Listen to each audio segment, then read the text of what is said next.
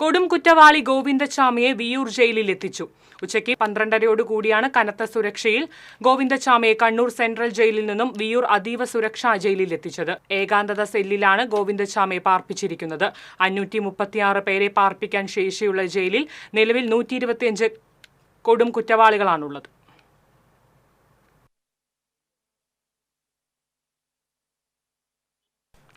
കൂടുതൽ വിവരങ്ങളുമായി അഗസ്റ്റിൻ ചേരുന്നു. അഗസ്റ്റിൻ, എല്ലാവിധ സുരക്ഷാ ഒരുക്കങ്ങൾ പൂർത്തിയാക്കിയതിനു ശേഷമാണ് ഗോവിന്ദച്ചാമിയെ വിയൂർ സെൻട്രൽ ജയിലിലേക്ക് എത്തിച്ചിരിക്കുന്നത്.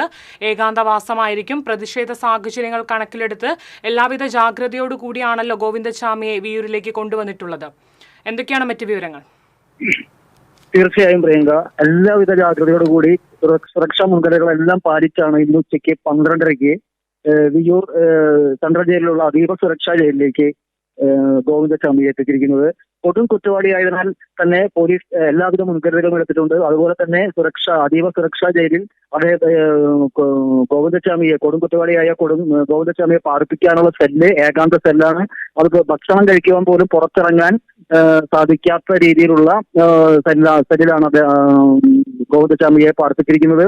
തുടർച്ചയായ നിരീക്ഷണത്തിനുള്ള എല്ലാ സംവിധാനങ്ങളും ഒരുക്കിയിട്ടാണ് ഗോവിന്ദച്ചാമി അവിടെ പാർപ്പിച്ചിരിക്കുന്നത്. ഇന്നലെ രാവിലെ 10:40 പിടികൂടിയ ഗോവിന്ദച്ചാമിയെ കോടതിയിൽ ചോദ്യം ചെയ്തതിനു ശേഷം കോടതിക്ക് ഹാജരാക്കിയതിനു ശേഷം 14 ദിവസത്തെ റിമാൻഡ് ചെയ്യുകയുണ്ടായി. അതിനെ തുടർന്ന് കണ്ണൂർ സെൻട്രൽ ജയിലിലേക്ക് തന്നെയാണ് ഇന്നലെ വൈകിട്ട് പറഞ്ഞയച്ചത്. പിന്നീട് സുരക്ഷാ സാഹചര്യം മുൻനിർത്തി കണ്ണൂരിൽ നിന്ന് മാറ്റാനുള്ള തീരുമാനമെടുക്കുകയായിരുന്നു. കണ്ണൂരിൽ നിന്ന് മാറ്റി ഇന്ന് രാവിലെ കണ്ണൂരിൽ നിന്ന് 7 മണിയോടെയാണ് അവർ പ്രതിയെയും കൊണ്ട് ഗോവിന്ദച്ചാമിയെയും കൊണ്ട് പോലീസിന്റെ എസ്കോർട്ടോട് കൂടിയിട്ടുള്ള വാഹനം പുറപ്പെട്ടത്. ഒരു ട്രാവലറിലാണ് കൊണ്ടുവന്നത്.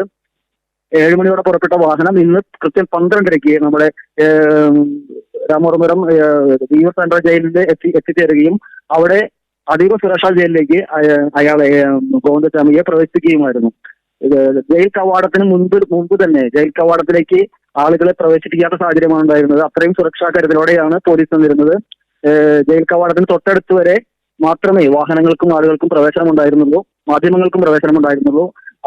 അത് തന്നെ വ്യക്തമാക്കുന്നത് അത്രയും സുരക്ഷാ മുൻകരുതലുകളാണ് പോലീസ് ഇക്കാര്യത്തിൽ സ്വീകരിച്ചിരിക്കുന്നത് എന്ന് തന്നെയാണ് പ്രിയങ്ക.